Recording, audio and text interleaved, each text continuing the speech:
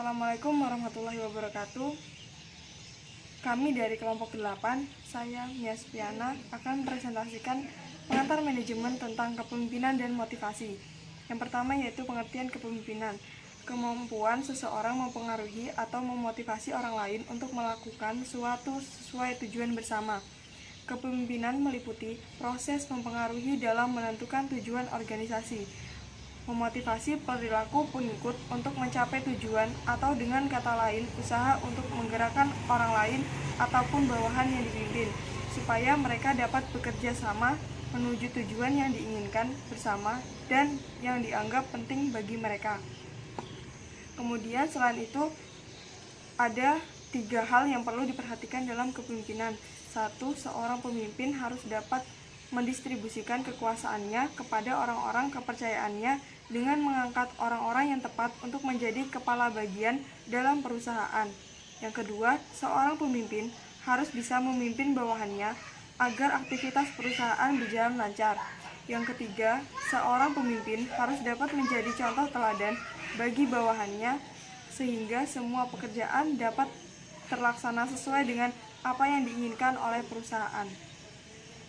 Dan yang selanjutnya akan dibacakan oleh Ilham Jordani. Baik, saya akan menjelaskan tentang adapun tugas-tugas seorang pemimpin. Ada 5 poin. Yang pertama adalah menerjemahkan atau menyampaikan dan rancangan serta memimpin pelaksanaan putusan-putusan yang diambil oleh pihak atasan. Yang nomor 2 adalah mengatur prosedur dan tata tertib pekerjaan dari mereka yang bekerja di bawahnya. Dan nomor 3 adalah mengawasi kemajuan dalam pekerjaan di bawah pimpinannya.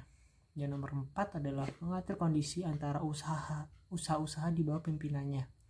Dan yang poin terakhir adalah mempercayakan atau menyerahkan beberapa wewenang tanggung jawab kepada orang yang di bawahnya. Dan keterampilan kepemimpinan itu ada 3 poin. Yang pertama adalah technical skills, human skills, dan conceptual skills. Saya akan menjelaskan satu-satu.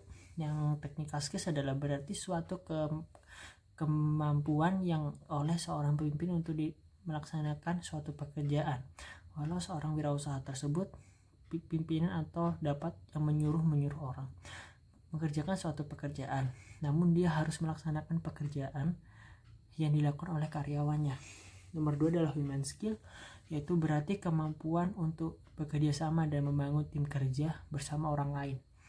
Nomor 3 adalah conceptual skill, yaitu berarti seorang wirausahawan harus mampu berpikir dan mengungkapkan pemikirannya dalam bentuk kerangka kerja dan konsep-konsep lain dalam memudahkan pekerjaannya. Motivasi adalah alasan yang mendasari sebuah perbuatan yang dilakukan oleh seorang individu. Motivasi menurut ahli Indonesia, menurut T. Hani Handoko 2003, motivasi adalah keadaan pribadi seseorang yang mendorong keinginan individu untuk melakukan kegiatan tertentu guna mencapai tujuan.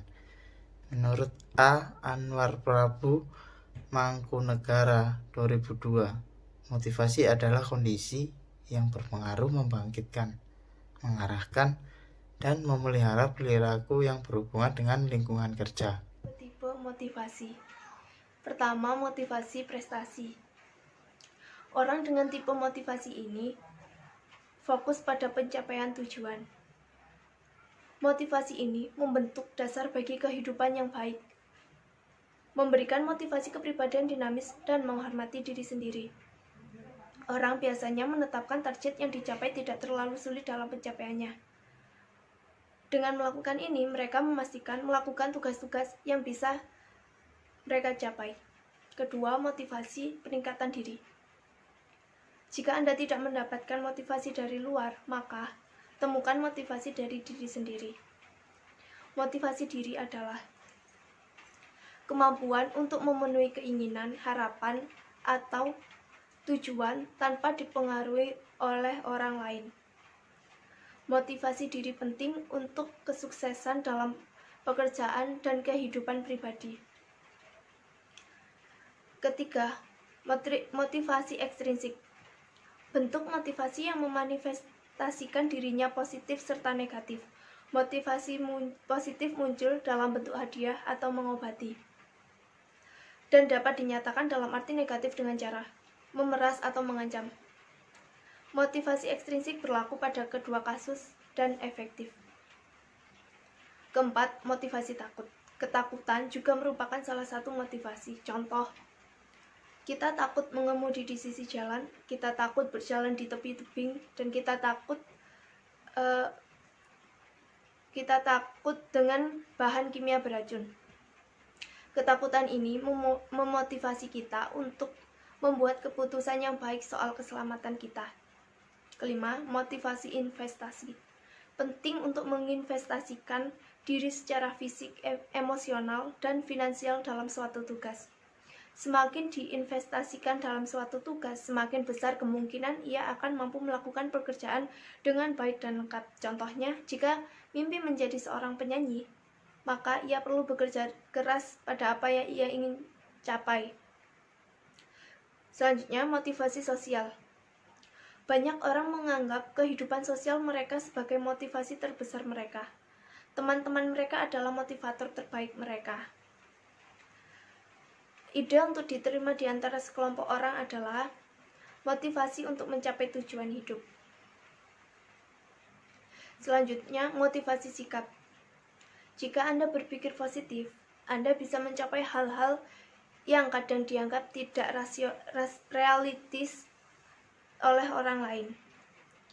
Sikap positif membantu Anda membangun hubungan yang kuat dan tetap termotivasi. Jika Anda memiliki tujuan dalam pikiran namun kurang motivasi, cobalah memiliki sikap positif. Ini akan menaikkan motivasi Anda sendiri. Kesimpulan, kepemimpinan dan motivasi merupakan dua hal yang berbeda, meski memiliki tautan dalam konteks kerja dan interaksi antar manusia dan organisasional.